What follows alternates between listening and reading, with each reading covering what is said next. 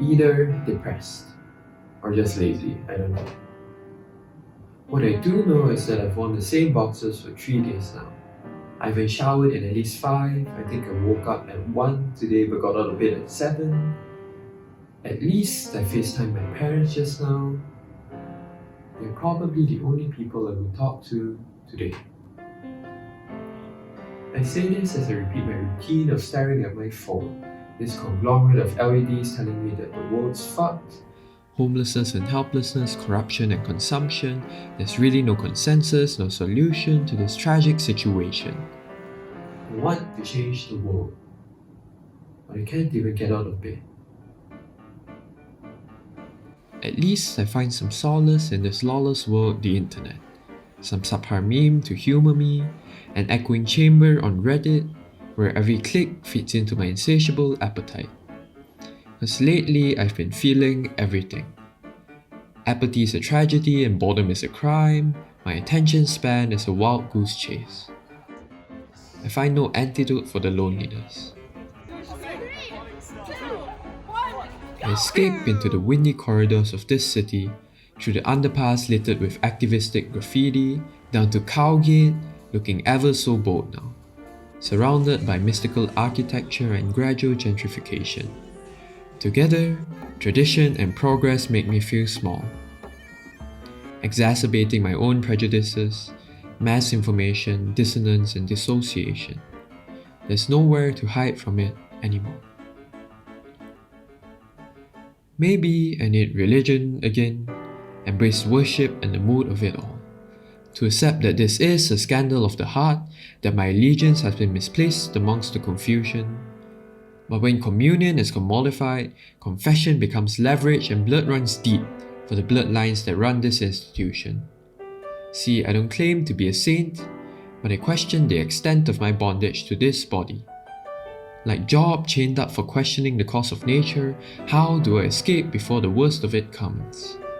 Before they discover my Stockholm Syndrome, like the impenitent thief stubborn to the end, I refuse to confront this indulgent mess I've become. I'll hold my ground but not cross the Rubicon. I'll sit in my cell waiting for liberation. I'll remain here with my spirit in my palms. And yet, how delusional am I, with this talk of martyrdom, to bring heaven on earth when my heaven is their hell, my hymns are their laws, my graves are their shrines, this religion my painkiller, this religion their opium, this religion a symptom of the hedonic treadmill. I am a symptom of the hedonic treadmill, this cosmic joke where what has been will be again, what has been done will be done again, and there is nothing new under the sun. So who am I to preach that you reap what you sow, when I sit here atop a harvest that isn't mine? And they burn under the sun. Because to the left nothing is right, and to the right nothing is left. I guess my reality really is a delusion, a videotape I watched through monochrome glasses, like how I desperately convinced myself that I'm an introvert because I can't control the volume of the voices in my head. So in a crowd I grow anxious and wary, the external sounds magnify and amplify, terrified, I swallow my tongue. Only in the deafening silence can I sit with myself. And all these late nights have poisoned me, branded me with visions of grandeur as I stare into the ceiling, the plaster stares back. The days and nights start to blend together. The devil, he whispers to me now and then. I mistake him for my therapist. And he is restless, relentless, and altogether ambitious, more so than the voices in my head. Maybe he is this voice in my head, maybe there wasn't ever a difference, maybe I've been talking to myself all along, maybe I've been talking to myself far too long. How did I end up back where I started? At the bottom of the pit, swimming in circles, I wanted the rush, but fell into complacency. I'm trapped in nostalgia and mediocrity, musing about the time I'll never experience again. I miss my friends and my foes. I miss my childhood where I longed to grow old. I miss my home, even more so because I was told that home is what you make it. I miss when the status quo was always within an arm's reach. I miss when I was still coming to terms with my ignorance. I miss when I thought it was selfish of me to prioritize my happiness.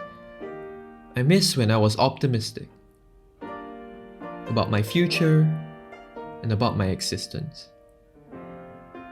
When I get to the other side, I'll come to regret all the years lost, all this time encouraging this perpetual spiral, all this time considering but not pursuing, dwelling in a drama I wished into my life.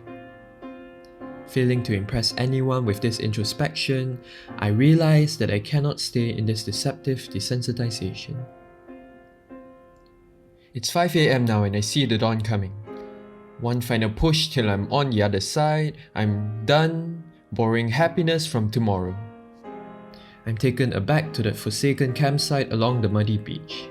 When I lost my sight to the waves, the tides chanting their omens, I was humbled into insecurity. In blindness came clarity and contentment, a contentment so peaceful it turns a storm into a mirrored lake. Parting the clouds with a heavenly array of sunshine, I emerge out of the ocean, only to be reminded that I'm still treading water. I'll survive but not thrive, full of yearning and strife, but I'll weather through to the sunset on the horizon. How obvious does all of this need to be? All this talk is irrelevant when anything can be heaven on earth, and hell is only what we make of it. This pleasure in indoctrination, this pain in possibility. My religion I make of the present. My religion I make of simple things.